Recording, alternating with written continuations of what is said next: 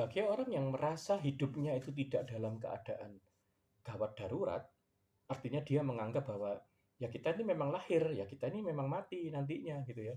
Sudah berpikir sesederhana itu, maka rasanya tidak perlu Yesus Kristus itu buat orang-orang yang seperti itu gitu. Yesus Kristus itu perlu bagi orang yang dalam tanda petik memang membutuhkan tabib ya. Orang sakit kan membutuhkan tabib gitu ya. Nah, orang yang sakit tentunya merasa ada kegawat daruratan dalam dirinya gitu. Kalau orang yang nggak merasa dirinya dalam keadaan gawat darurat, ya ngapain dia butuh pertolongan gitu. Jadi yang namanya juru selamat, savior gitu ya, soter gitu ya, penyelamat, itu, bagi orang yang merasa dirinya memang, "Tuhan aku perlu diselamatkan. Tuhan aku tak bisa selamat. Tuhan aku orang berdosa. Tuhan hidupku pasti masuk ke jurang maut." Nah, orang-orang seperti itulah yang diselamatkan oleh Yesus Kristus gitu.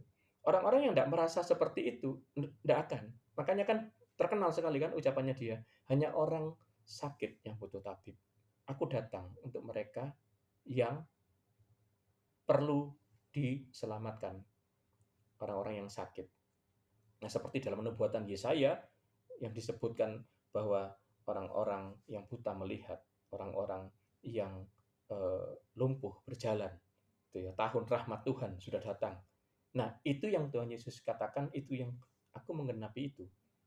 Makanya saat Yohanes Pembaptis itu masuk ke penjara, dia sangat ragu-ragu. Dia menyuruh orang, muridnya untuk pergi ke Yesus Kristus, tanyakan, "Apakah kamu ini benar sih, Mesias yang dijanjikan?" Soalnya Yohanes guncang ya, dia kok masuk ke penjara, dipenjarain sama Filipus itu kan. Maka apa katanya, Yesus Kristus?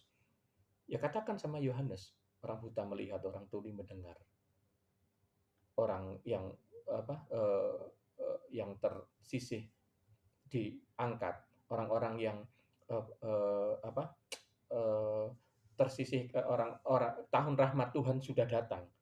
Sampaikan itu gitu. Karena itulah pekerjaan Mesias atau aksi mesianik. Kamu berharap aksi mesianik apa? Kan aku sudah lakukan, yaitu yang aku lakukan itu.